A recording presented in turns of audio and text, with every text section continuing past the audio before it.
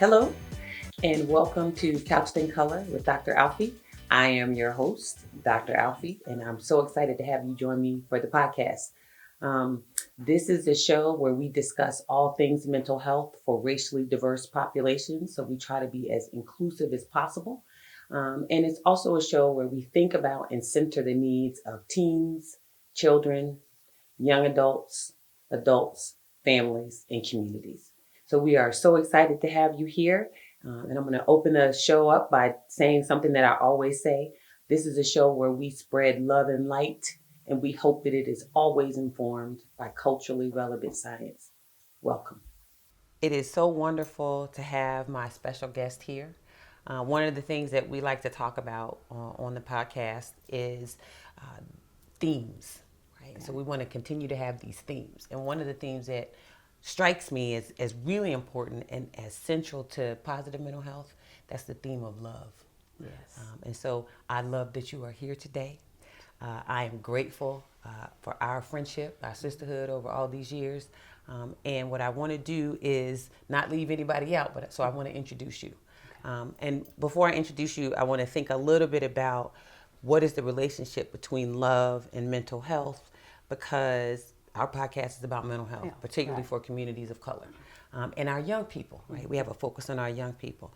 And so for me, when I think about mental health and its relationship to love, I think of it in a couple different ways. One of the ways I think about it is that the lack of love or unhealthy love, the wrong kind of love, can detract from people's mental well-being. On the other hand, healthy love, welcoming love, love that makes people feel valued and included and special and unique and important, which is all of the things that we all are, that can contribute positively to our mental health. So we're going to stay with this theme of love. This is my sister. I love her, and I want to introduce everybody to my friend and my sister, Mrs. Kathy Williams. So welcome. Thank you, Dr. Alfiee. Yes, of course. And I call her Dr. A. Yes, you do. Always say you're about the only person I let do that. Yes, and because of the love I have for you. Amen. And I appreciate this opportunity. Thank you so much for this opportunity to come and do this first podcast with you. Yeah, absolutely. Yes, absolutely. yes. Absolutely. So can you tell us a little bit about yourself? I can. I am Kathy Williams from Durham, North Carolina. I am a retired educator, high school guidance counselor. Been retired for 10 years and really loving it. Came into the mental health focus some years ago, and can probably tell you a little bit about it a little later on. Sure. I'll share my story. But it is a passion for me. It is the work that I do, and I say it's my ministry to help others have good mental health. And I know we're going to talk about the things that we do later on with it, but enjoy doing it. It has made a difference in not only my life, but others' lives as well. And as you said, it's all centered around love. Amen. Yes. And how we can help people to love themselves and then give love. Amen. I love that, Kathy. That's awesome. So as you're thinking about your experience and coming into this space of taking care of mental health and having mental health be important, I know a lot about you, and I know a lot about some of the things that brought you into this space. Would you mind sharing a little bit of your story about maybe the impetus or the couple of things that pushed you toward this ministry, as you call it? What were some of those things? Okay. And I do want to first say, before my story, I knew nothing. Okay. I knew nothing about good mental health, mental illness, or anything of that sort. So I want to start with just quoting a poem. Yes. That was written by a very fine young man. And he started, part of me is Carolina blue. It's full of flavor and excitement, like a wild roller coaster on the loose. But at times, I'm black, mean, dark, lonely, like a lost dog in the desert. Yet they are both true, and they are both me. That young man wrote that poem in this portrait book during his freshman year of high school, 15 years old. And the portrait book was, he made an A on all the portrait. And on that particular page, the top part of the poem was Carolina blue, the bottom part was gray. And on July 13th, 1996, that young man took his life. His name was Torian Leandros Graves, and that was my son. So this is why I do this.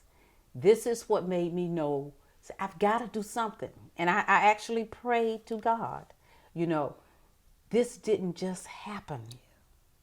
What is it that I have to do that I did not know before? And I call it a silent killer if you don't know those signs and symptoms.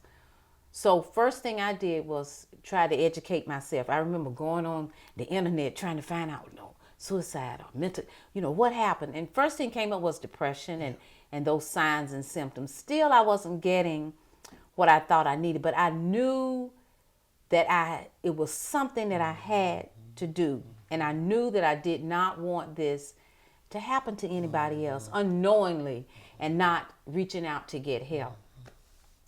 And so I remember there was a story I read, and I went over to my son's high school to talk to his friends. He played the saxophone very well in the band, and I wanted to start with those friends and then to talk with all the kids at the school. So I was able to get in, you know, to reach every child, to give them information about, you know, suicide and just asking for help. Still didn't know that much, but still trying to help.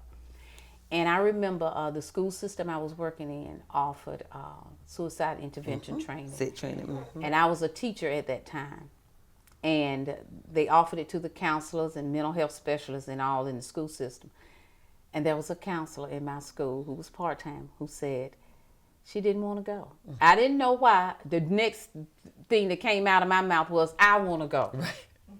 But I looked at it as God opening a door for me. Amen. And when I got to the training, and I remember the presenter going through the signs and symptoms of depression, and I started checking them all. I saw that. Oh, I saw that. I didn't know what it was. I was thinking it was typical teenage behavior. And then he was just saying, you know, for a child is experiencing at least 5, it's been going on for 2 or more weeks, they need to get help. They may be depressed. So I concluded that my child was probably depressed.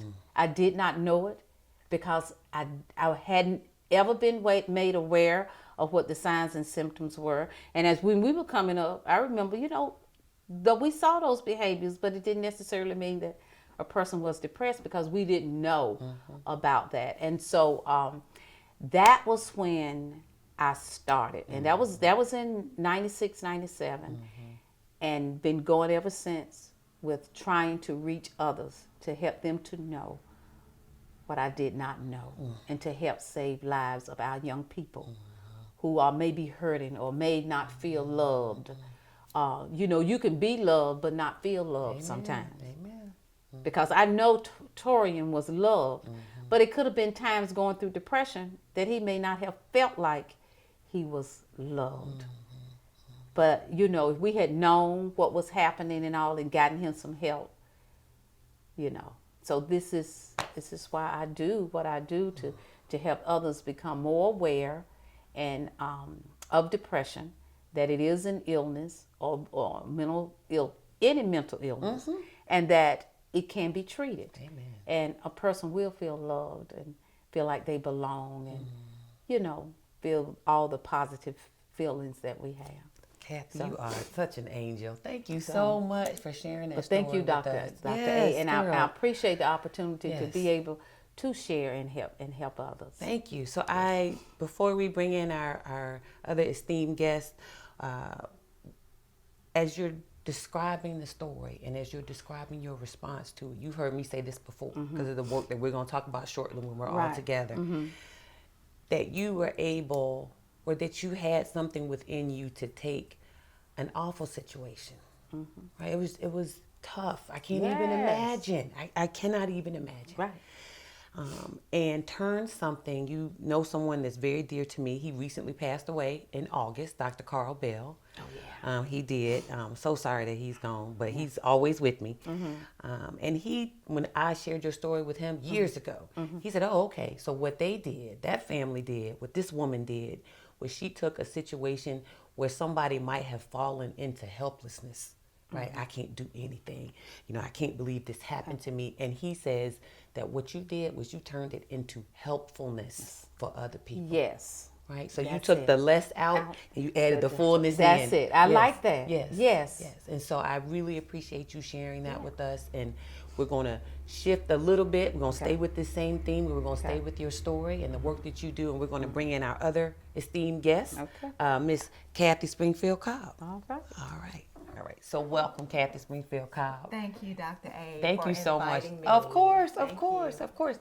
So if you don't mind, would you tell us a little bit about you? Of course. My name is Kathy Springfield-Cobb, and I am a retired school counselor. Counseled for 30 years and enjoyed working with elementary, middle, and high school students. And I enjoy working with my friend, Kathy Williams, in the work that she's doing. So I'm so excited about being here today. Awesome. Now tell us where you're from. I'm from Durham, North Carolina. All right, all right. Yes. We don't want to forget that. We got to get that in there. All right. So, ladies, I'm so happy we're all here together. I'm going to go back to something that you said earlier, Kathy. Okay. My two Kathys. And one of the things you talked about earlier was that after the tragedy happened, you decided there was something you had to do. Right. And you went and figured out how to do it. Yes. And many of us are deeply grateful that you did that. And I think if you can share with us any one big thing that you learned as a part of doing that work, I think it would be useful for the listeners and our viewers to hear just something you learned about yourself, something you learned about the way we educate people about mental illness, something you learned. I think what would be really helpful is we're always talking about cultural relevance, something you learned about the relationship between mental illness and how it may show up differently or the same in communities of color. It is, and it's probably a lot of things. But I guess one thing I can say is after starting this work and what I've had to learn and what I've come to realize also is that there are a lot of people who are suffering, and I'm going to say silently because they don't know what it is or they're not getting help with a mental illness. Yep.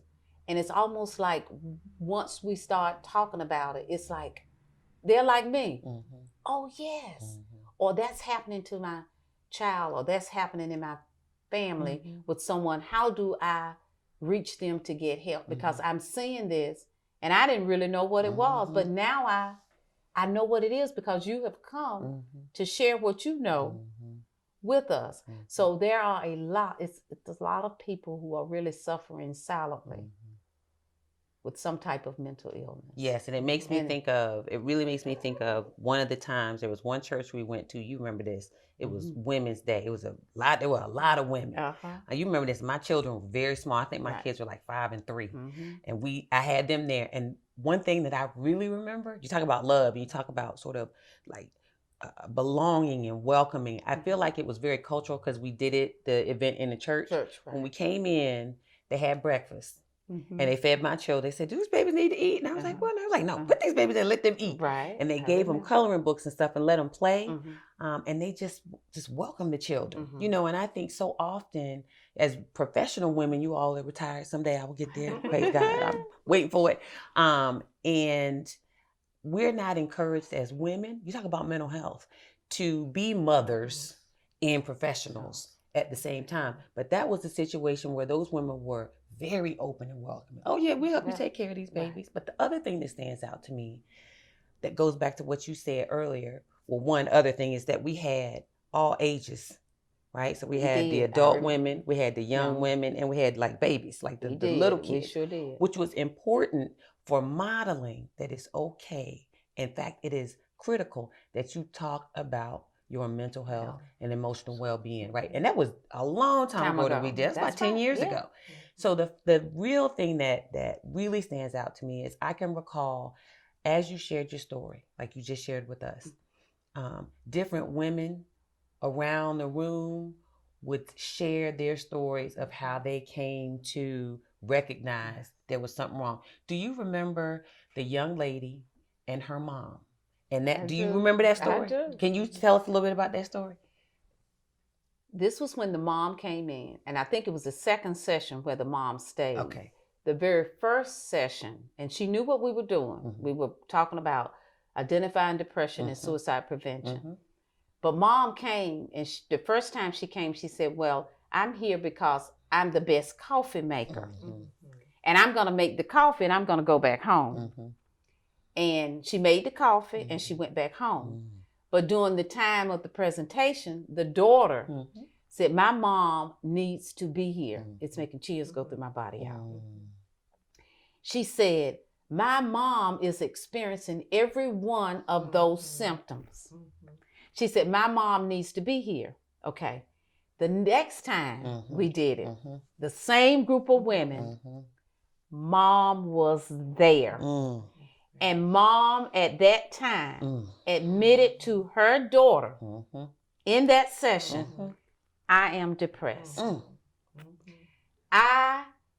My sister is depressed. And I remember her saying she and her sister were riding down the street, and the sister was open and said that she was on medication for depression. I remember that. And that's when the mom broke with the sister, but she did not tell the daughter until that day we had that session. And it was so, I'm telling you, it was so powerful.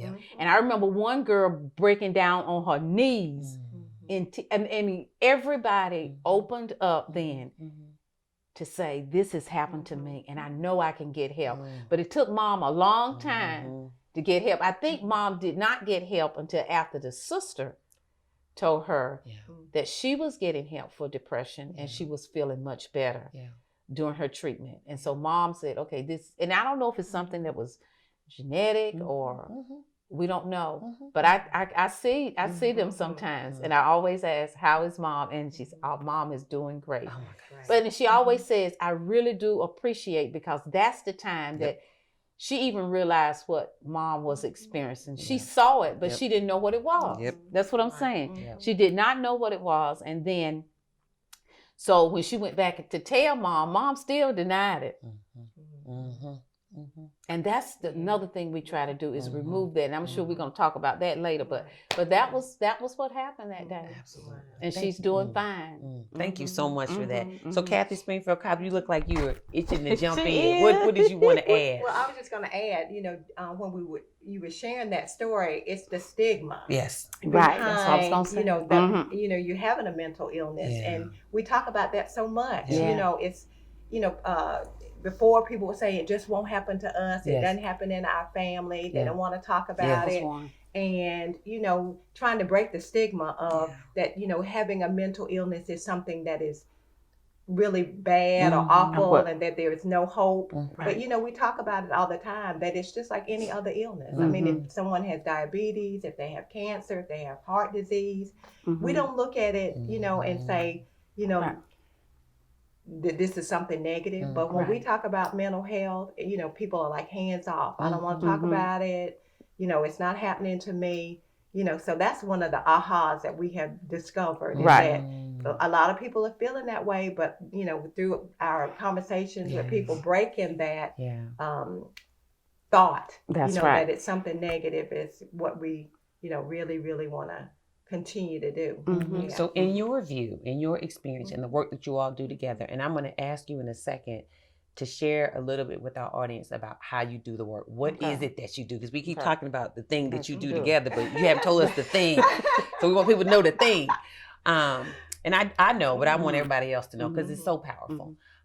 In your opinion, Kathy, what do you think are some of the things that are unique to Black people related to this issue of stigma? Because I heard you talking, and I was like, I know what she's saying, but I want everybody else to understand what she's saying. So what would you say some of those things are? I would say that in our culture that we have always been told that, African Americans are strong, that, we can get through it, we can press through it, that it's not anything that's going to happen to us, or it doesn't happen in our families.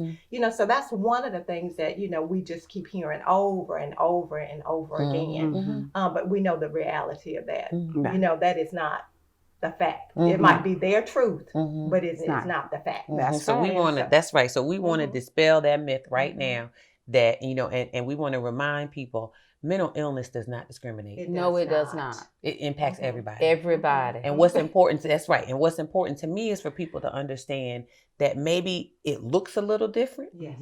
Maybe. Maybe. Right? Like, so when I think about science and I think about some of the literature that I've read and even literature that we have produced together, right? What we know is that for African American and Latinx boys, for our boys, that depression doesn't always look like shrinking, violet, sad, pitiful. No. Sometimes those boys look angry. Yes. And people don't understand what that anger is about. And so rather than treating these children, they want to punish them and isolate them. You look like you were going to say something. Go ahead. I'm agreeing with you. Yeah. And so it's, it is, if we can help people understand, like all our brothers and sisters, if we can help everybody understand, depression might look a little different in different folks, then we can create a space. So we talk about love and welcoming. We can create a space where children can feel safe expressing their emotions.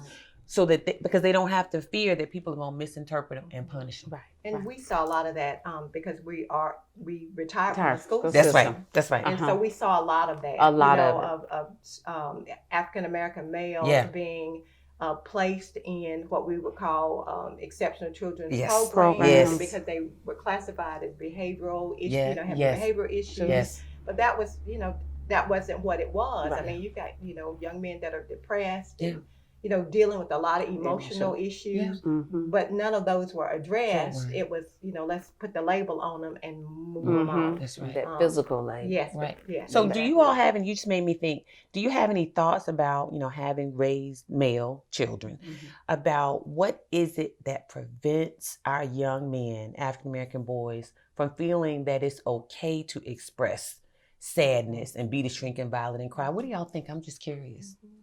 Why can't they cry? Why can't they be vulnerable? Come on, Kathy, you can share. Well, one thing, they've been told, you don't cry. Yeah. It's cultural. Yeah. It's cultural. Yeah. You don't cry. Yep. Yeah. Period. Yeah. And it's okay to cry. Yeah. I mean, they have feelings. And so we need to tell them it is okay to cry. So we're going to say right now, for all our young men out there, our boys of color, baby, it is all right to cry. It is There's okay nothing wrong with tears. There's nothing wrong with crying. Yeah. You're not a sissy. Yes. Yes. If you cry. Yes. But that's what it is. And I still hear that sometimes. And I just want to stop that parent and say, it's okay, let him cry. Yes, let that baby be who he is. Yes. Were you going to ask something? Yeah, I was going to say, because we have two sons. Yes. So that was one of the things that we always express to ours is that it's okay to feel how you're feeling. It's okay to feel how you're feeling. But once again, it depends on the parent and what the parent's thoughts are about, what men look like. Yes. Right? Yes. What's a man, right? What's a man? I hear the young people a lot. I say that like I'm not as young as I used to be, but so they're younger, right? So anybody under 30 to me is a baby, but I hear them talk about toxic masculinity, and that's what you all are talking about, is that there's one way to be a man, and this is for all our young men. It doesn't matter what color they are. And that being a man is tough and strong, and like, you bulk up and your shoulders are, you got your shoulders arched and all that. And it's just, there's never any space for these young men to be quiet, be still, be, fearful. They can't be fearful. They can't be sad. And God forbid, like you said, they definitely can't cry. And so part of what's super important is listening to you two as mothers say that you give your children or have given your children space to just be who they are. When you said it the first time, I was going to say it again, and you said it again, so I was happy. I was like, yes, and let these kids hear it is okay to feel how you feel. So you mentioned parenting, right? And I think this is a good way to segue into the work that you all do together, because you work with parents, right? You work Yeah, with we do. families, Yes. you work in communities, you do a lot of faith-based, what I call faith-based mental health promotion. So tell us a little bit about the work that you all do together. Okay. Well, we've both had mental health training, even when we were counselors in the Durham public schools, and during our retirement, we've had mental health training. So I do want to say that. Yes. But our main focus is to help our community understand, first of all, what good mental health looks like, Yes. how to be able to identify a mental illness, how to prevent suicide, and ways to cope, and resources, And self-care. and self-care. Excellent. And so what we do is we will go anywhere. I told before, I'll come in your living room just so I can get the information, because I've had people to come and say, my family don't understand either them or somebody else in the family. I say, I come in the living room and we'll all sit down and share and talk. But we do a lot of presentations. We go to churches, schools, Retired association. yes, we health fairs, Yes. Anywhere. Yes. And I think we have gone just about. And Dr. A, you have done a lot with us. Yeah. Everywhere, conferences, state conferences, Wonderful. in these, I guess, 20 plus years. And so, and it's so helpful. I mean, when we, and you know this because you've done it with us, people are all on top of us. Sometimes crying, sometimes worried about a grandchild, worried about a child, sometimes even themselves. And what can I do? Where can I go? How can I get sometimes they'll adult to seek help. You know, what can I do? How can I make them go? So, and mainly that's what we do. We talk about what it is, because a lot of times, and I guess we go back to, especially me, I said I didn't know what it looked like. I didn't know it was an illness. I thought depression was just being sad, like everybody gets the blues. And so we first educate them on exactly what it is. Then we talk about myths, throw that out the door.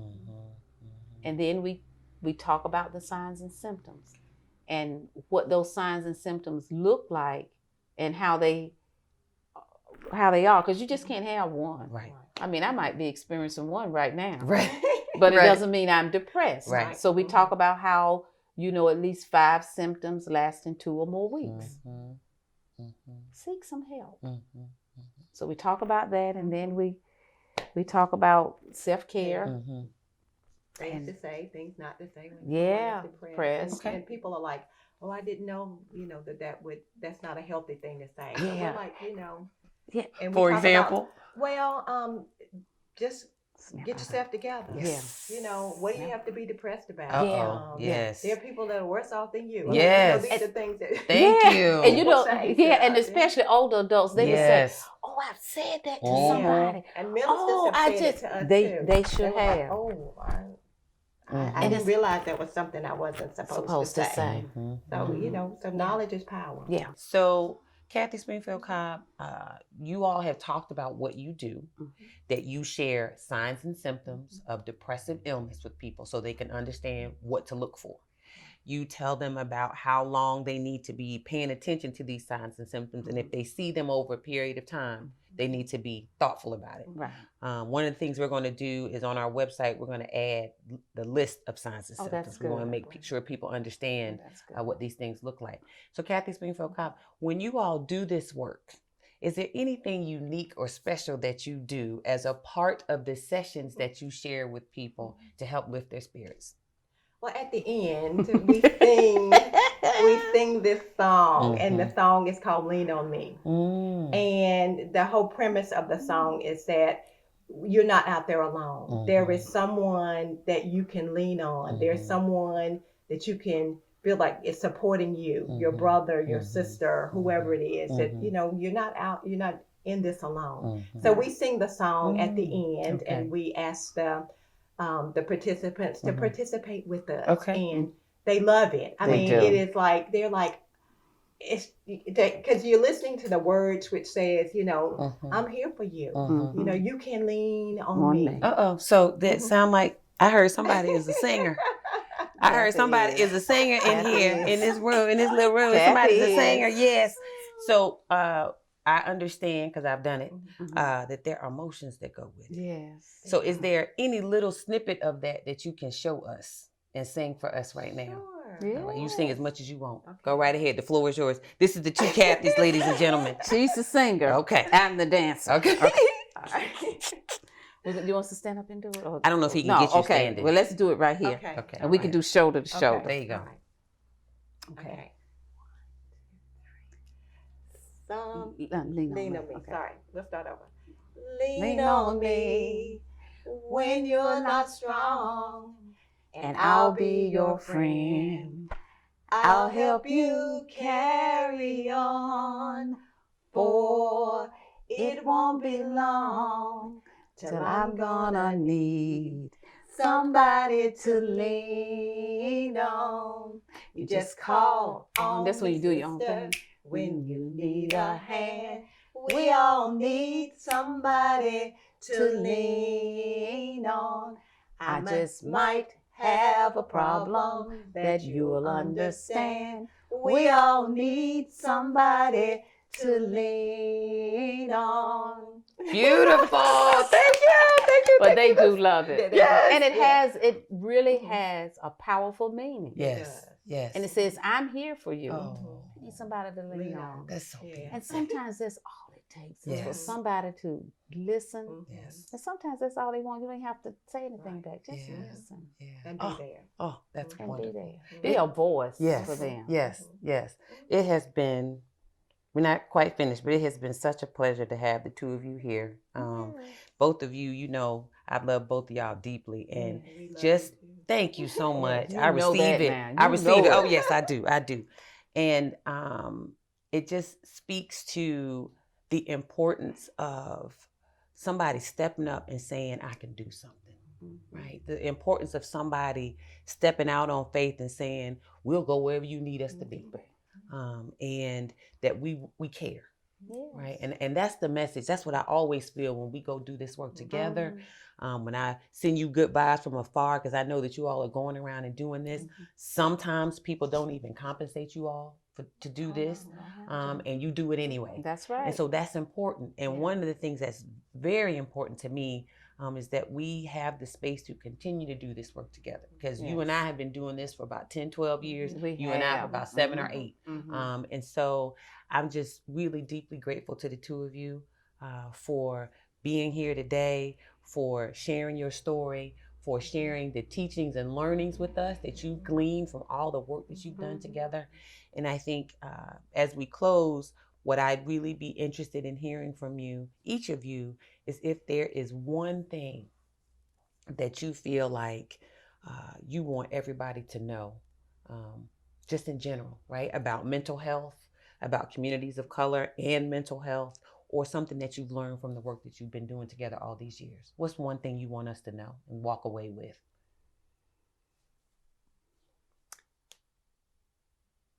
I guess I'm thinking that, you know, anyone can fall prey of this illness. There's always hope. There's always help. There's always someone to turn to receive help. There's treatment out there that you will feel better if you, open to the treatment. Let's remove the stigma that it doesn't happen to me or my family is, we don't suffer with mental illnesses.